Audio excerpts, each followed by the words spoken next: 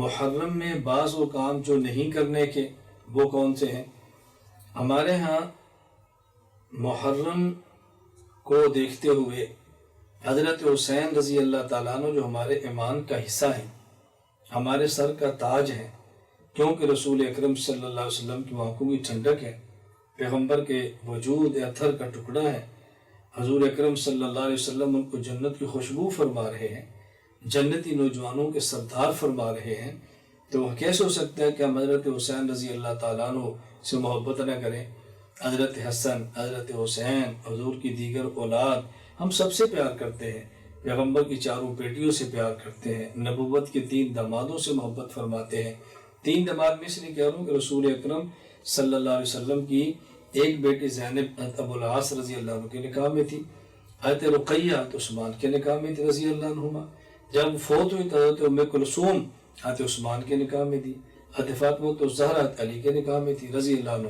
تو جو کہ پیغمبر کی 2 بیٹیاں یکے بعد دیگرے حضرت عثمان کے نکاح میں آئی ہیں، اس لیے میں نے کہا 4 بیٹیاں اور 3 داماد، یہ سب ہمارے ایمان کا حصہ ہیں اور ہم سب سے محبت کرتے ہیں۔ تو حضرت حسین رضی اللہ تعالیٰ عنہ جو کہ 10 محرم کو شہید ہوئے ہیں، تو بعض لوگ اس بنیاد پر کہتے ہیں کہ 10 محرم کو ہم کرو، 10 محرم کو ہم پیٹیں، جزا فضا کریں، واویلا کریں۔ مسلمان کی شان کے یہ نہیں ہے۔ مسلمان کو جہاں اپنے لخت جگر کے شہید ہونے کا تبھی غم ہوتا ہے، وہاں اس کی شہادت پہ فخر بھی ہوتا ہے۔ حضرت حسین رضی اللہ تعالیٰ عنہ کی شہادت کا جہاں اس بات کا غم ہے کہ وہ قتل ہوئے ہیں، ان کا خون گرا ہے، ان پر ظلم ہوا ہے، وہاں ہم فخر بھی کرتے ہیں کہ ہماری سعادت ہے کہ پیغمبر کا نواسہ ہمارا ایمان وہ برسر میدان کٹا ہے لیکن جھکا نہیں ہے۔ ہم اس کے کردار پہ فخر کرتے ہیں، حضرت حسین رضی اللہ عنہ کردار پر۔ اس لیے ایسے موقع پر غم میں زنجیر پہن لینا یا غم میں زنجیروں سے پیٹنا شروع کر دینا یا غم کی وجہ سے اپنے سینے کو زد و کوب کرنا، اپنے چہرے کو نوچنا، اپنا خون بہانا یا غم کی وجہ سے کالے لباس کو اختیار کر لینا، یہ ایک حضرت حسین رضی اللہ تعالیٰ سے محبت کرنے والے بندے کو زیب نہیں دیتا۔ اتنی بات میں ضرور کہتا ہوں، میری اس گفتگو کے مخاطب اور میری گفتگو جن لوگوں کے لیے ہے وہ لوگ ہیں جو میرے ہم مسلک ہیں، میرے ہم مذہب ہیں اور ہمارا مسلک ایک ہے۔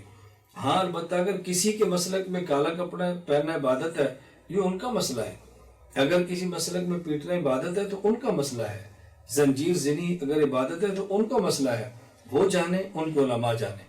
ہمارے ذمہ ہے اپنی عوام کو اس موقع پر اپنے مسائل بتانا اور ہماری عوام کو ان مسائل پر غور بھی کرنا چاہیے۔ 10 محرم کو ہمیں روزے کا حکم ہے، ہم روزہ رکھیں گے، اور اگر کسی کے مذہب میں سبیل ہے تو وہ سبیل لگائے، اس کو کون منع کرتا ہے؟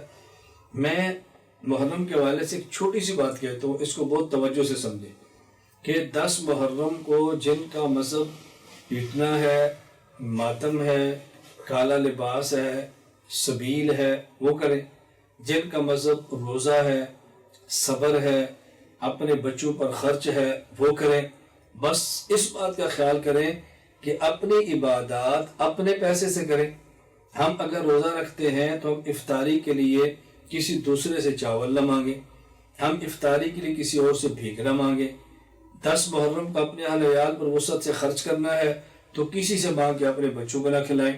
اور جن کے ہاں سبیل اور چاول اور دودھ یہ عبادت ہے تو ہم سے چینی نہ مانگیں، ہم سے چاول نہ مانگیں، ہم سے دودھ نہ مانگیں، اپنی عبادت اپنے پیسے پر خرچ کریں۔ اللہ خیر سے، اس میں حرج کی بات نہیں، اپنی عبادت ہر آدمی کرے۔ تو کچھ کام کرنے کے تھے جو میں نے عرض کیا، کچھ کام نہ کرنے کے ہیں میں نے وہ عرض کیا۔